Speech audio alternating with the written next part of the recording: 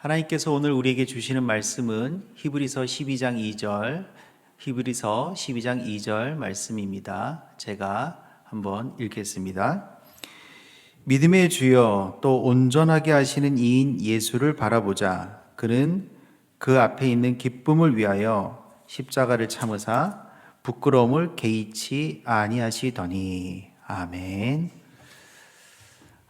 가슴은 뜨겁게 머리는 냉철하게 라고 하는 유명한 말이 있습니다. 이 말은 영국의 경제학자 알프레드 마샬이 한 말입니다.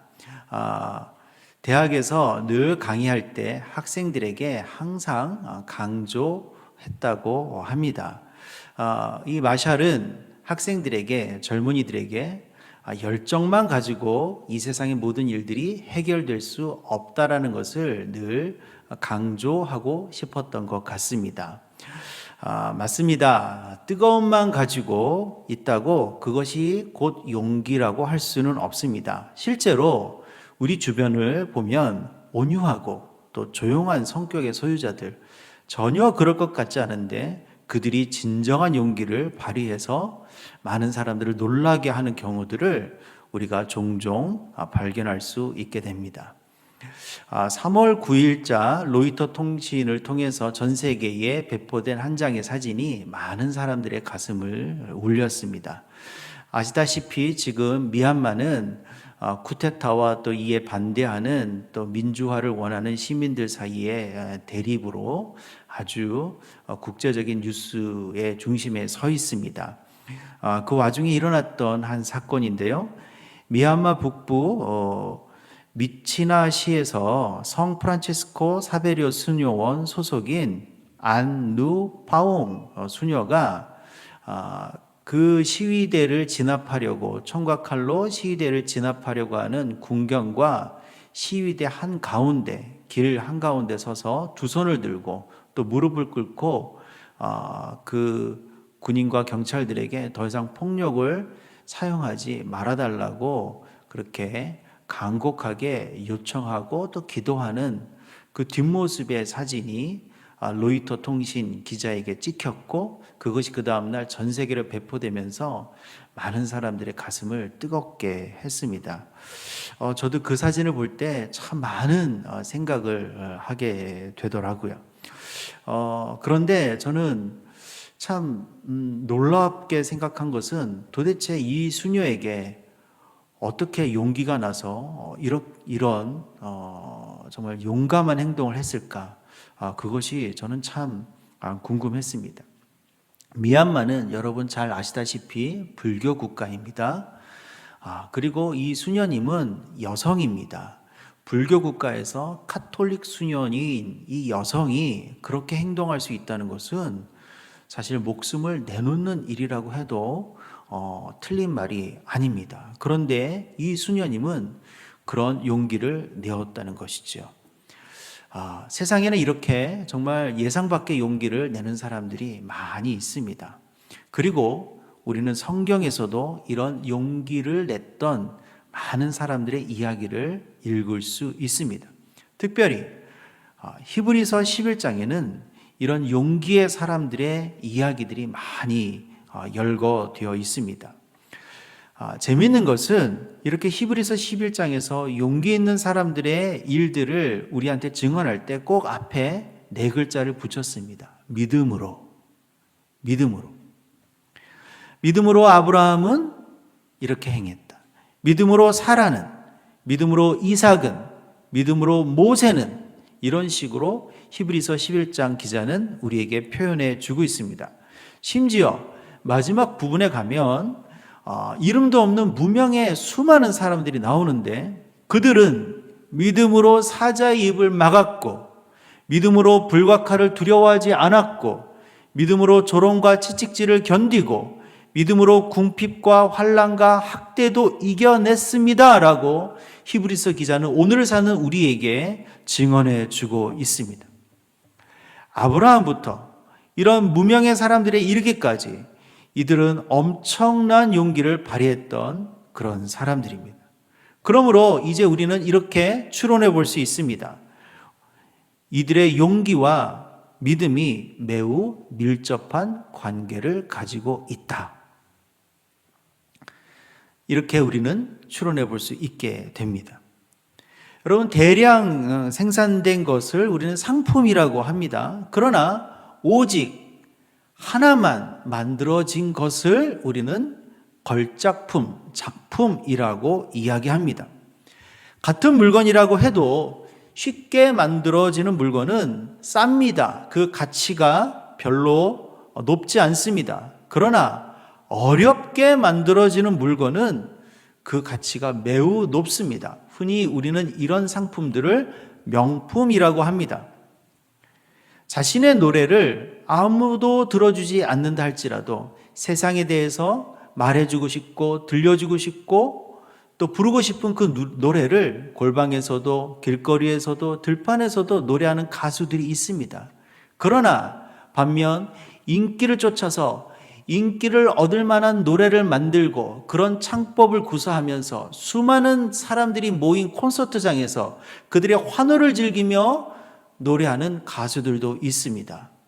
물론 이들의 인기가 하늘을 찌르고 사람들에게 많이 기억되는 것 같습니다. 그러나 시간이 한참 지난 후에 보면 환호 속에서 열광 속에서 그렇게 노래했던 사람들의 이름과 그들의 노래는 많이 잊혀져 갑니다. 그러나 골방에서, 길거리에서, 들판에서 세상을 향하여서 들려주고 싶었던 노래를 담담하게, 묵묵하게 노래했던 사람들의 노래를 우리는 오히려 더 많이 기억하게 됩니다. 당시에 크게 인기를 끄는 지도자들이 있습니다. 그러나 시류와 환경이 변하면 그들의 인기가 쉽게 사라지고 그들의 영향력이 잊혀져 가는 것을 우리는 너무나도 많이 봅니다. 반면에 별로 사람들에게 주목을 받지도 못하고 영향력을 미치는 것 같지도 못하는 그런 지도자들인데 그들은 자기가 가는 길을 묵묵히 걸어갈 때 결국 사회와 국가에 크게 공헌하는 그러한 지도자들을 우리가 보게 되고 우리가 존경하는 지도자들은 바로 그런 분들입니다. 이렇듯 이 세상에는 겉보기에는 비슷하지만 본질적으로 아주 다른 것들이 참 많이 있습니다. 겉보기에는 비슷하지만 어떤 것은 변하지 않습니다. 그러나 겉보기엔 비슷하지만 어떤 것들은 쉽게 변해버리고 쉽게 소멸되기도 합니다. 그 중에 하나가 바로 용기와 열정입니다. 많은 사람들이 용기와 열정을 같은 것으로 생각하지만 실상은 그렇지 않습니다. 용기는 변치 않습니다. 용기는 소멸되지 않습니다. 그러나 열정은 당시에는 매우 뜨거워 보인다 할지라도 쉽게 식고 소멸되기도 합니다. 용기는 보다 본질적이고 고차원적인 동기에서 비롯되지만 열정은 인간의 욕망이나 감정에서 비롯되는 경우가 많기 때문입니다. 그 본질적인 것 중에서도 가장 본질적인 것은 무엇일까요? 두말할 것도 없이 믿음이고 신앙입니다. 그러므로 우리가 가져야 하는 진정한 용기는 신앙이 주는 용기가 되어야 합니다. 이런 용기와 신앙이 이런 용기와 신앙의 관계성에 바탕을 둔 총체적인 행위를 우리는 믿음이라고 칭할 수 있는 것입니다. 그래서 히브리서 기자는 용기 있는 사람들이 믿음으로 행했습니다 라고 오늘을 사는 우리에게 당당하게 증언해주고 있는 것입니다. 그러므로 진정한 용기는 히브리서 11장처럼 믿음 위에서 발휘될 때 진정한 용기가 될 수 있는 것입니다. 히브리서 11장에 나오는 수많은 사람들의 용기는 믿음에서 출발해서 믿음으로 완성되었습니다. 히브리서 11장 1절은 믿음을 이렇게 우리에게 말해줍니다. 믿음은 바라는 것들의 실상이요 보이지 않는 것들의 증거라고 정의해 줍니다. 여러분, 여기서 바라는 것들, 그 바라는 것들 중에 가장 궁극적인 대상은 무엇일까요? 누구일까요? 다름 아닌 바로 예수 그리스도이십니다. 그렇다면 보이지 않는 것들은 무엇일까요? 우리가 보아야 할 가장 궁극적인 것은 그 예수 그리스도께서 우리를 통해서 하신 일들, 하시고 있는 일들, 그리고 우리를 통해서 하실 일들입니다. 이것을 가능하게 하는 것이 바로 믿음입니다. 그래서 믿음은 우리에게 용기를 주는 것이기도 합니다. 그러므로 믿음과 용기는 뗄래야 뗄 수 없는 불가분의 관계입니다. 역사는 이렇게 용기 있는 사람들에 의해서 움직여져 왔습니다. 성경은 이렇게 용기 있는 사람들에 의해서 쓰여져 왔습니다. 히브리서 11장 38절은 또 이렇게 이야기해 줍니다. 이런 사람은 세상이 감당치 못하느니라. 용기 있는 사람은 세상이 감당할 수가 없습니다. 용기 있는 사람이 세상을 바꾸기 때문입니다. 세상이 그 사람을 조종하는 것이 아니라 이 용기 있는 사람들이 세상을 바꿉니다. 그러나 우리가 세상을 살면서 이렇게 용기 있게 사는 것이 생각보다 쉽지 않습니다. 하나님의 뜻대로 용기를 발휘하면서 사는 것은 결코 쉬운 일이 아닙니다. 많은 사람들이 낙심하고 좌절하고 포기합니다. 그때 우리가 기억해야 할 말씀이 바로 오늘의 말씀 히브리서 12장 2절 말씀입니다. 믿음의 주여 온전케 하신 예수를 바라보자. 왜요? 예수님이 바로 그 믿음의 주이기 때문입니다. 믿음의 주, 믿음의 마스터, 믿음의 본이 되셨다는 것이죠. 우리를 온전케 하신 예수, 흔들림이 없는 예수를 볼 때에 우리도 흔들리지 않을 수 있다는 것입니다. 예수님은 그 앞에 있는 기쁨을 위하여서 십자가를 참으셨습니다. 부끄러움을 개의치 아니하셨습니다. 예수님의 그 십자가의 사역, 잠시의 희생을 통하여서 앞으로 일어날 부활과 그 영광이 일어날 것이고 그 부활과 영광으로 말미암아 온 인류가, 온 세상 사람들이, 역사가, 온 우주가 온전히 회복되고 구원될 것이라는 그 기쁨을 아셨기 때문에 십자가를 참으셨고 십자가 위에서 벌거벗으셨고 찢기셨고 고난을 당하시고 조롱을 당하시는 그 부끄러움을 개의치 아니하셨습니다. 이것이 용기입니다. 그 용기 있는 본을 보여주신 믿음의 주여 온전하게 하신 이 예수를 바라볼 때 비로소 우리도 용기를 낼 수 있는 것입니다. 우리의 마음을 아무리 가다듬고 우리에게 뜨거움을 불어넣어준다고 우리에게 용기가 일어나는 것이 아닙니다. 우리가 온전히 예수를 바라보고 우리의 시선을 주님께 고정할 때에 우리 안에 용기가 일어나는 것입니다. 우리에게 두 눈이 있습니다. 그 두 눈은 세상을 마음껏 바라볼 수 있는 자유도 가지고 있습니다. 그러나 분명히 기억하십시오. 우리가 무엇을 보느냐에 따라서 우리의 삶이 규정되고 우리의 삶이 결정된다는 것을 분명히 기억하십시오. 우리가 잠시 잠깐의 즐거움과 희락과 이런 것들을 바라보면 우리의 삶도 역시 잠시 잠깐의 것으로만 그칠 수밖에 없습니다.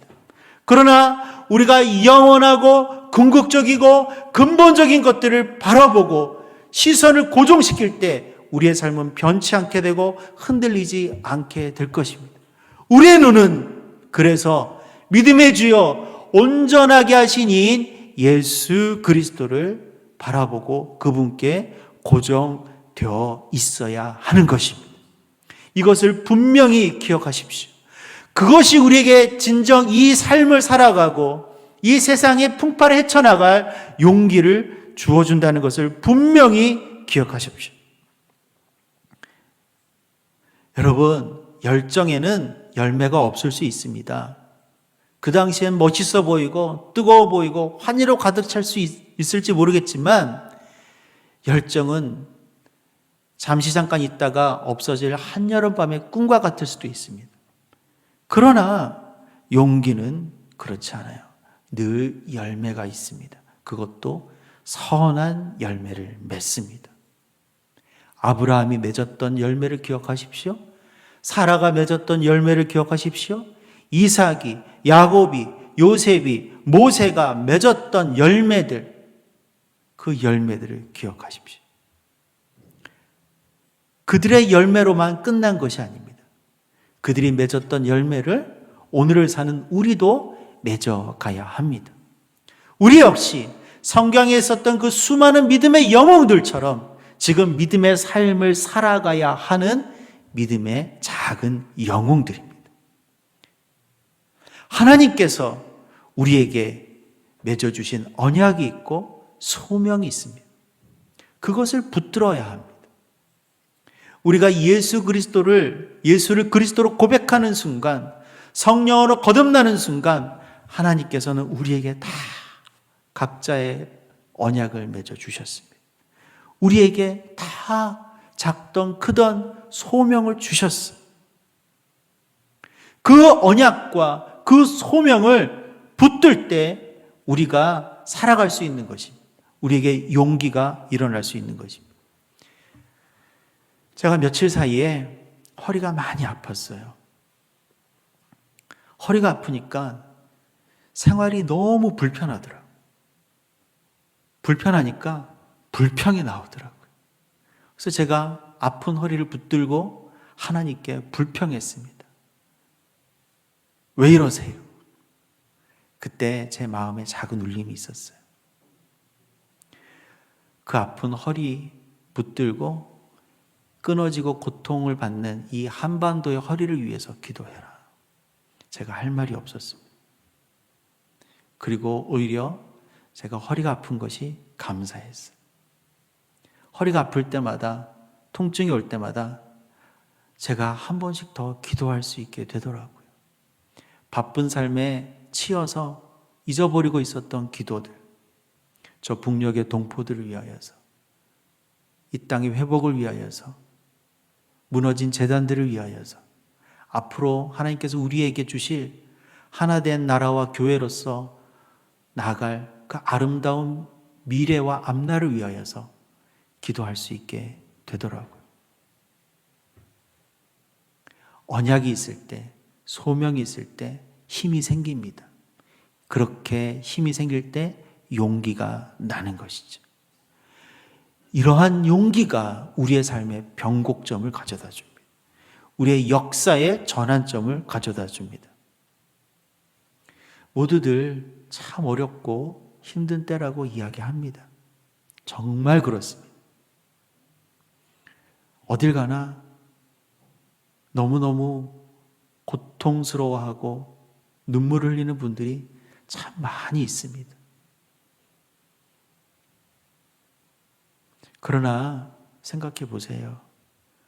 우리가 힘들지 않은 때가 언제 있었습니까? 우리가 어렵지 않은 때가 언제 있었습니까? 제가 이 말씀으로 위로받으라고 그렇게 가볍게 드리는 말씀은 아닙니다. 제가 말씀드리고 싶은 것은 생각하기 나름이라는 것이죠. 이렇게 생각하면 한도 끝도 없이 힘들고 어려워지는 것입니다. 그러나 주님 생각하고 우리의 눈이 믿음의 주요 온전케 하신 이 십자가를 참으시고 부끄러움을 개의치 아니하셨던 주님을 바라볼 때 이 어려움도 이겨낼 수 있겠다라는 의지와 용기가 생겨나는 것입니다. 내 삶에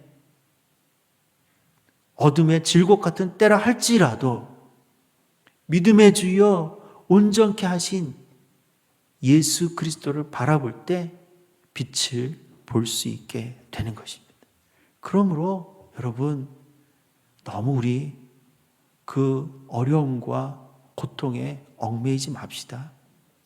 그것 때문에 너무 부끄러워하지도 말고 개의치도 맙시다. 예수님 그랬듯이 말입니다. 믿음의 주여 온전케 하신 예수 그리스도를 바라보시기를 주님의 이름으로 축복합니다. 그리고 그분이 맺었던 그 아름다운 열매들 우리가 이 시간 고백하고 우리의 것으로 취했으면 좋겠습니다. 이렇게 되어 있네요. 그 앞에 있는 기쁨을 위하여 십자가를 참으사 부끄러움을 개의치 아니하시더니 하나님 보좌 우편에 앉으셨느니라. 예수님 부끄러워하지 아니하시고 개의치 아니하시고 참된 용기로 그 길들을 가셨을 때 결국은 하나님 보좌 우편에 앉으셨어요. 우리도 예수님과 함께 가면 우리가 주님과 함께 온전한 샬롬과 평안을 누리게 될 것입니다. 그 복을 누리게 될 것입니다. 그 믿음으로 우리가 오늘 하루하루의 삶을 걸어가고 또 우리 주위에 쓰러져 있는 이들 손 내밀어서 믿음의 용기를 불어넣어 줄 수 있는 참된 믿음의 사람, 용기의 사람이 되시기를 주님의 이름으로 축복합니다. 아멘.